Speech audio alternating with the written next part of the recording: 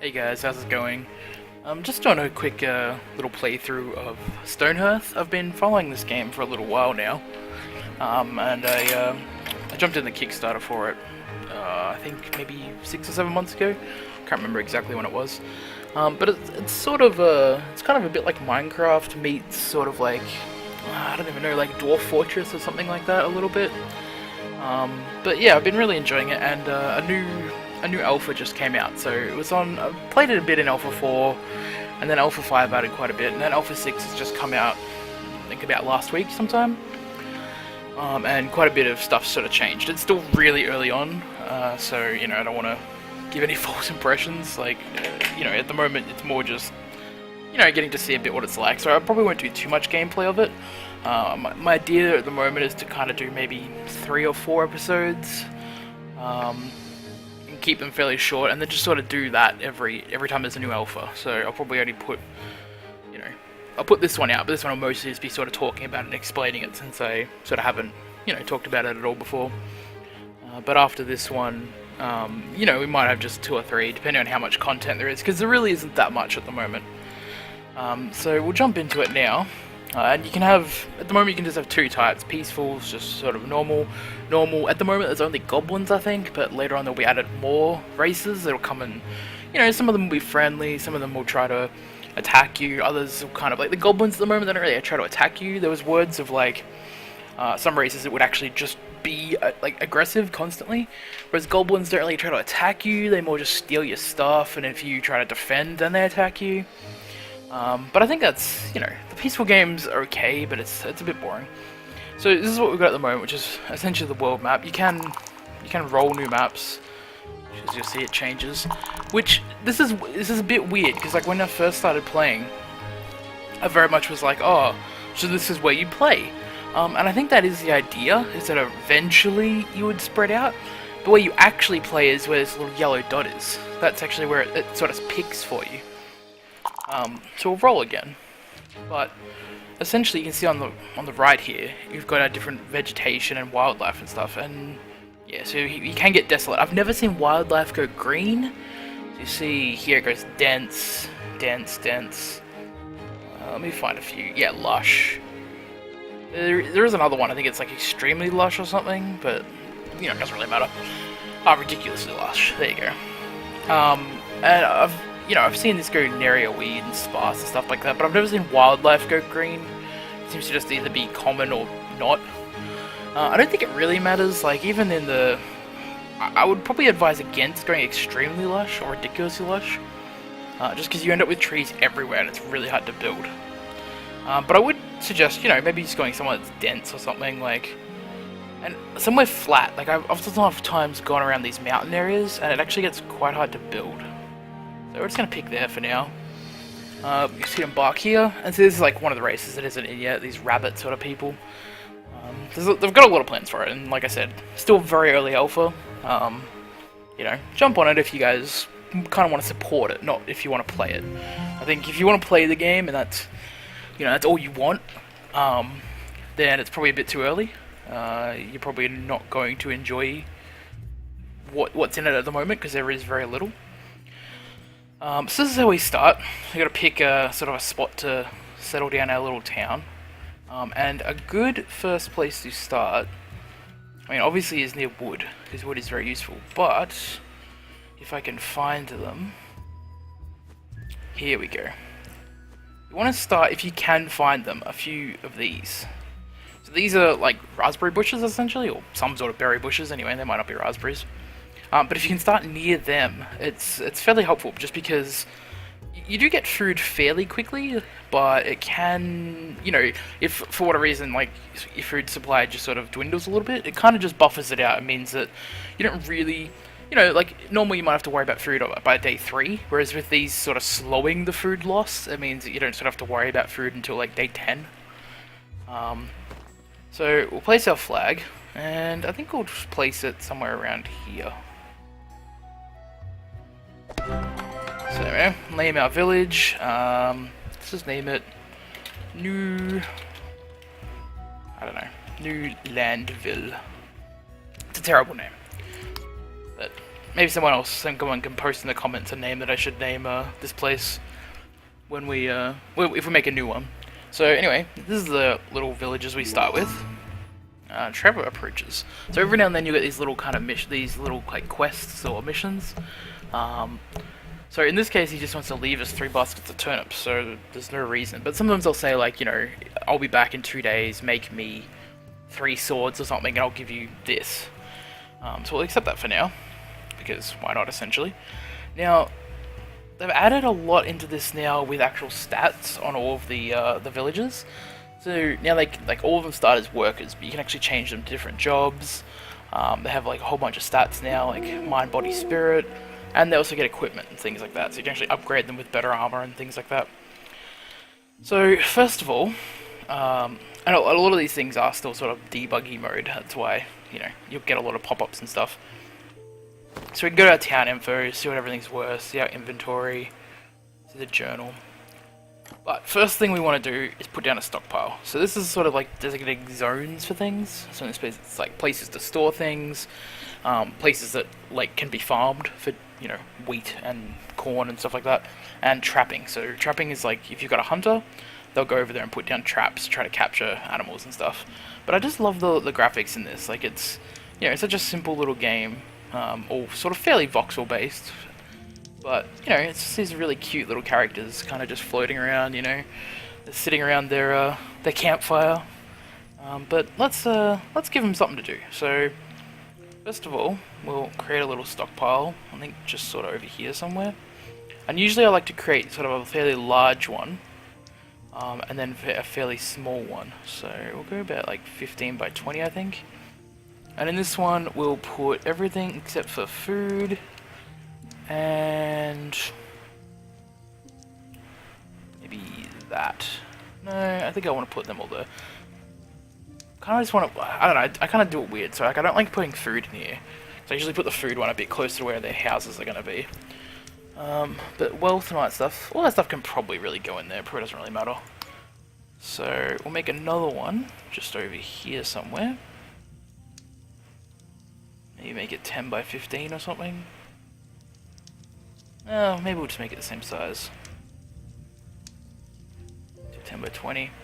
And this one can have food and maybe weapons. Maybe I'll go weapons, that might be. And tools, we'll go tools as well. So, right click. So it's sort of left click to deselect things, left click to select things. So this has got food, tools, and weapons. So we'll go to tools and weapons there. There we go, that probably looks good enough. Cool, so we've got a few little areas now, but we probably want to start collecting some wood to build some houses. So obviously this is like, at the moment, this just sort of has an alarm. There's not really much you can do there. But we can go into our workers, and we can pick these guys and hit change jobs. And you'll see there's a whole bunch of jobs now. Originally it was just sort of this trapper and this carpenter, but you got a whole bunch of stuff now, like masons, blacksmiths, weavers, miners, footmen, farmers, and obviously there's a lot more to be added. Some of these, they haven't decided exactly what they want to do with yet, and some of them they're just keeping as surprises. So they've sort of said that, you know, a few of them they know, like, I don't know if this is the case, but they might know what the carpenter turns into, but they don't want to release that detail, because they kind of want to keep something that they can, you know, use as a bit of hype when the game obviously releases, which I can completely understand that. So this is our harvest sort of thing, and it'll actually harvest pretty much everything. So you can harvest stone, so if we click on a stone, it's going to harvest these stones. If we click on one of these flowers, which is cotton or something similar to cotton, it'll tell us if we click on it. Silkweed, but you turn it into essentially string, and then you can turn that string into cotton. And you'll see, like, it's kind of annoying though, because you have to click on each flower, and, you know, it's kind of a bit annoying. So you can actually click and drag, which I didn't really sort of found out this last alpha. But that'll select them all. And same with our wood. But first let's collect our food that we were talking about before. And then let's go up here, and we'll rotate a bit. So you can rotate with by holding down the right mouse button, or just the Q and E buttons, whichever is easiest for you. And then I think we'll grab all of those. So grab those 3 trees. I might grab this big one as well, I think. So you can't really control your people. Like you can't click on them and move them like you would in, say, like StarCraft or Age of Empires or something like that.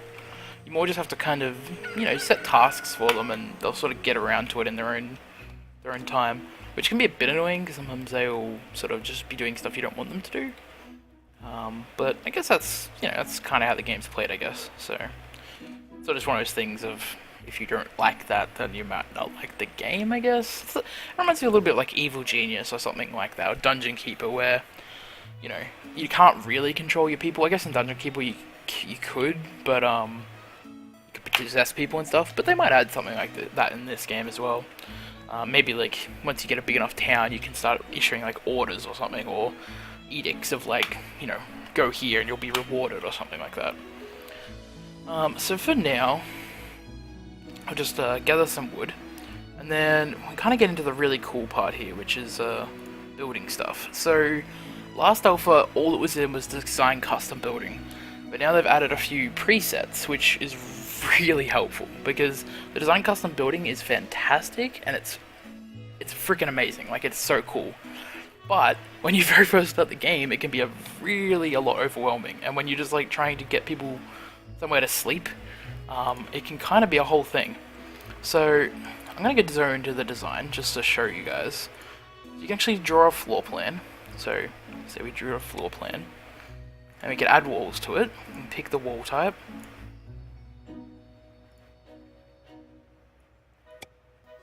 See, add walls like that. But let's say we just want to like remove them, so remove them. Remove this building. And let's go back to design. I think this is grow walls, yep. So this is, okay. I haven't used this since the new alpha. So this is essentially our floor plan, so we can draw it however we want. Make it a bit fancy, go something like that. Maybe like a little outcropping here as well. There you go, so that's our floor plan. And then you can draw your walls in manually if you want, like if you want different types or you want them to go different ways. Or you can go to this tool here. And this is kind of like the columns, so in the corners it'll have a column, and then obviously between them it'll have different, so you can have a different column to like the walls, so you can go to the walls like wood. And then pretty much all of it is wood at the moment. I think you can use stone for some stuff, like I think that is stone. It doesn't really tell you too well at the moment, but if we click that in either way, we'll get our walls. And you'll see this little button down here lets us sort of change our vision. So that way it lets you see sort of columns and things behind where you're looking. So you can see like the back wall goes, but then it disappears. And that way it like drops everything down. And you can add things like doors. So we can add a door in here. We can add our roof. So I'll put this back on, otherwise it'll be a bit hard to see. But you can click, and there's our roof. And then you've got some options here. So you can make the height of the roof higher. You can like add sides. Sorry, I'm not really showing this very well, but there we go. If we do that, it just makes it flat basically. So this is like slopes. So if we want a north slope, then the only slope is the one to the north. If we want one on the south, it'll put one here. Kind of gives us this effect. If we put one on every side, we'll get like a kind of teepee.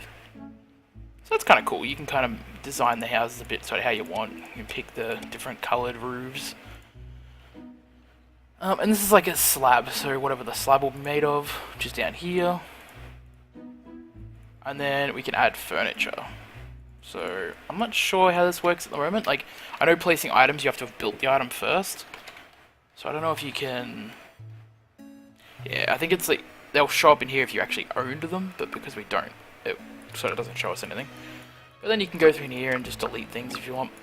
But either way, this is you know, just showing you that you can actually build a lot of things, and you can build sort of like, because you can draw a floor, you can actually end up building this and then drawing a floor on top of it, making double-story buildings. I haven't gotten into that too much, but we might try to give it a go. But let's remove this for now. So remove this building, and we're just going to build a shared sleeping quarters. I'd probably suggest this first over the dining hall. They do need somewhere to eat. Definitely helps them a lot. But the dining hall sort of helps them to really, I mean, the sleeping quarters really helps them to like be energetic during the day, whereas the dining hall, they can kind of just eat wherever. It's not the end of the world, it's not great for them, but yeah, it's not too bad. So, where do we want to put this? That is the question. I think we'll kind of put it over here. So I'm gonna put down 2 of them, I think. So put 1 here. And we'll put 1 over here. Oh, somehow I got 1 over there, but that's alright, we'll get rid of that in a second. I'm gonna have to mine this quickly, and you'll see that that actually doesn't build, and you'll see why in a second, because you actually have to go kind of confirm it, essentially. But while it's doing that, let's grab some more stone, and a lot more wood, because I think we're gonna need it, if we're gonna build a few of these little houses. You see here, people are like hungry and kind of sleeping and stuff. I kind of just do this for a while, and then you'll see over here, especially on the right, it's sort of saying stuff like, you know, these guys are tired, they woke up, so here you go. Awakes groggy from sleeping in the cold, hard, unforgiving earth. So things like that, like, if you can kind of give them beds and stuff, they'll sleep a lot better. I'll probably wrap it up quickly, but just before I do, I'm just going to show you how you turn these people into different jobs. So you'll notice here that we have a carpenter's saw and a trapper's knife. So you start with these 2, but all the other rest of the tools, or if you want to make a second carpenter or a second trapper, you're going to have to make another one of those items. So we go into here and we hit change job, and we just pick this and hit approve, and then same with this. If we go down to like Dayton, he can become our trapper. Then we go over here, you'll see that this guy's gone and picked up the sword, and the trapper guy will come over here in a second when he finishes doing whatever he's doing. I think it was this guy. Yep. So you see now this person's a carpenter, and if we look at them, she decided to run away, you'll see they actually get abilities now. So if they get to level 6, they can sort of make all sorts of crazy things. They'll get people to come for them. Level 1, they can make basic furniture. Level 2, they can sort of like use materials used by other crafters, things like that. If we can find our trapper, which I think is this guy, yep. We'll see that he has sort of different abilities like charm, you know, efficient guts, like backpack, so he can carry more, things like that, like more traps, etc. So I'm just gonna stop the recording here, just because I kind of want to keep this fairly short.